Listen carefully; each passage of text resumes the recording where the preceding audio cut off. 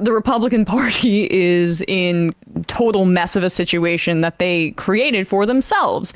A reminder for people, the reason that we are here right now and the reason that there is no Speaker of the House, except for obviously the temporary one, McHenry, is because Kevin McCarthy was so power hungry that he, after 15 rounds of voting, did a deal with the devil and said, hey, Matt Gaetz, crazy wing, I will grant this as a part of our agreement that to make me speaker, to crown me king, that you can at any point file a motion to vacate and that you can oust me from my position whenever you so choose, if the vote is successful.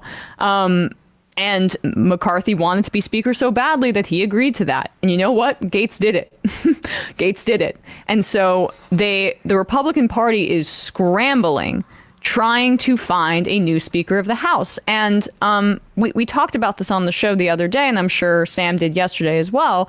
There are 18 House Republicans who are in Biden districts that Biden won last election cycle, or in 2020, I should say.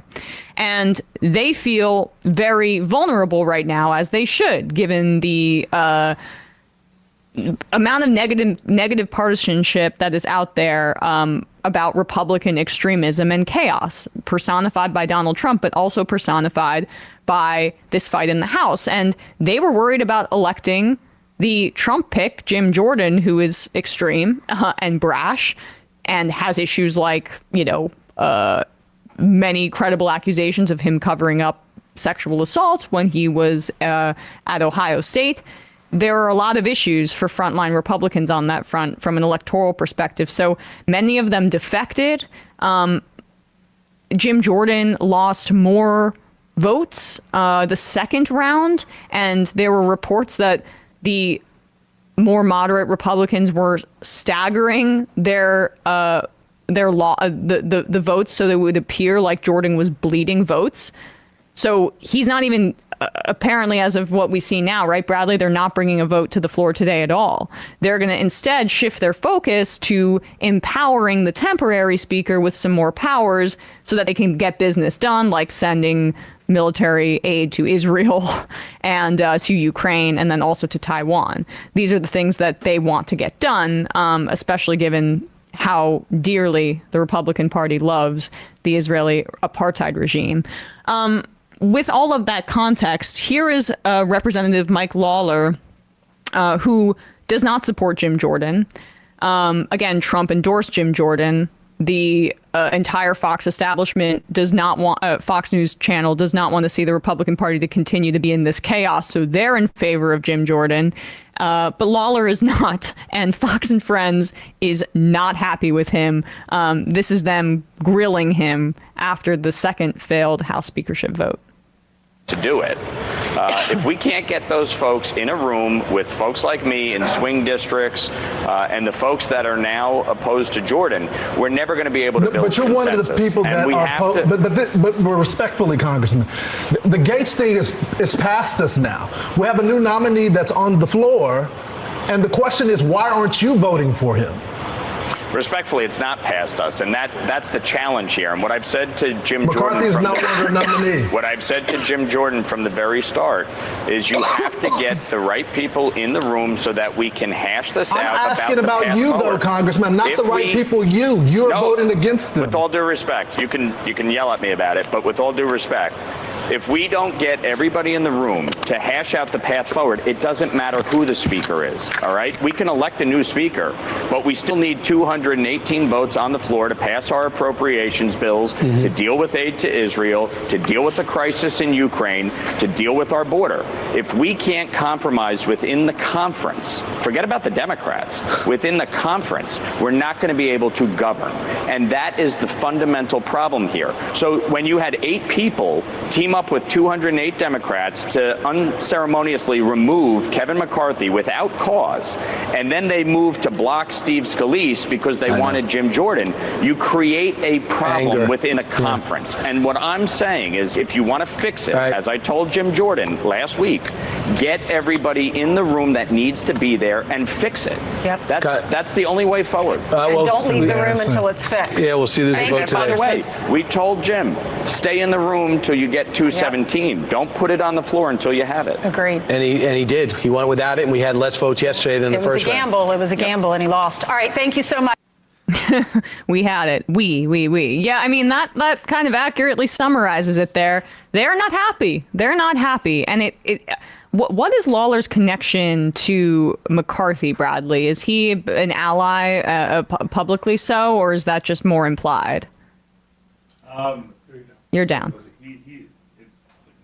It's not, no. He's a freshman lawmaker, so he's the one who took over Sean Patrick Maloney's seat. So I think partially it's if I had to hazard a guess, a lot of them maybe feel that fealty or did feel that fealty because McCarthy is such a successful and prolific fundraiser. Right. And so I think, and Lawler's in New York 17. He is one of the 18. So I'm sure there's something to be said that they'd rather there be any sort of discord like this, any sort of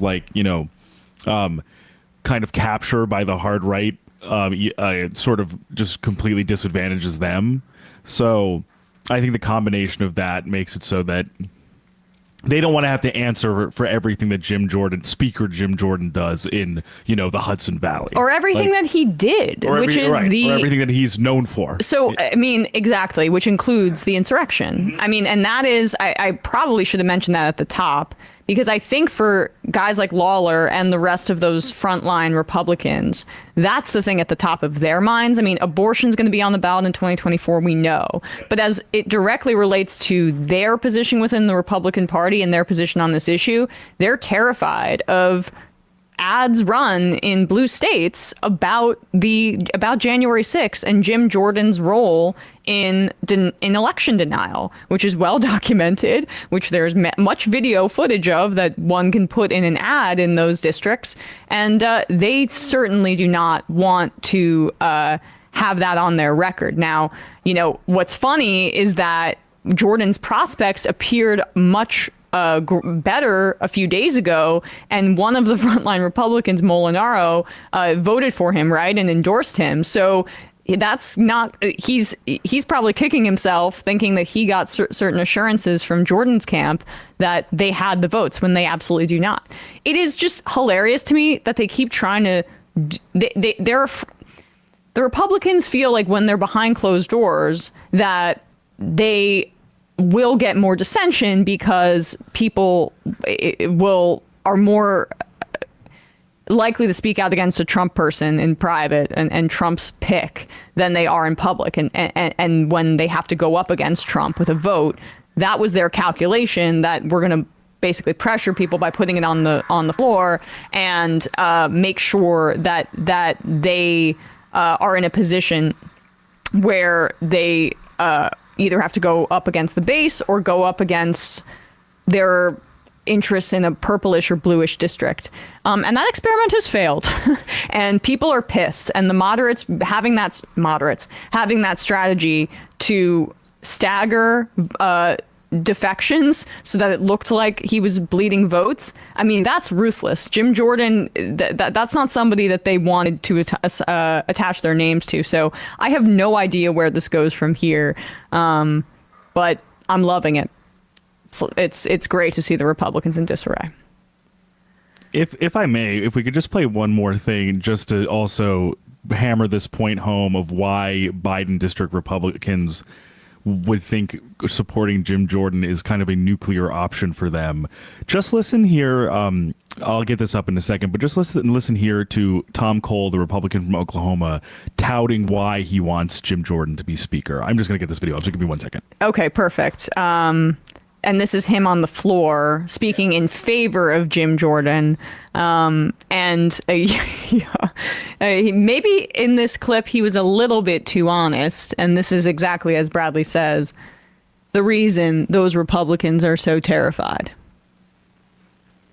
That's not the root of the problem.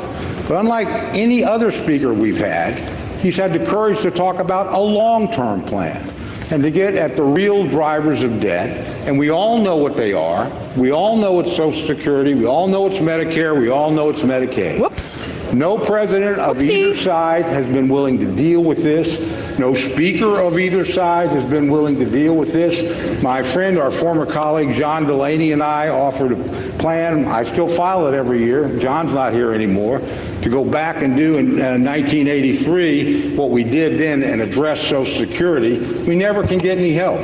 This is the guy that wants to create a debt commission, a bipartisan debt commission, and get at the roots of our spending problem. That takes courage. This is the guy that wants to cut Social Security and Medicare.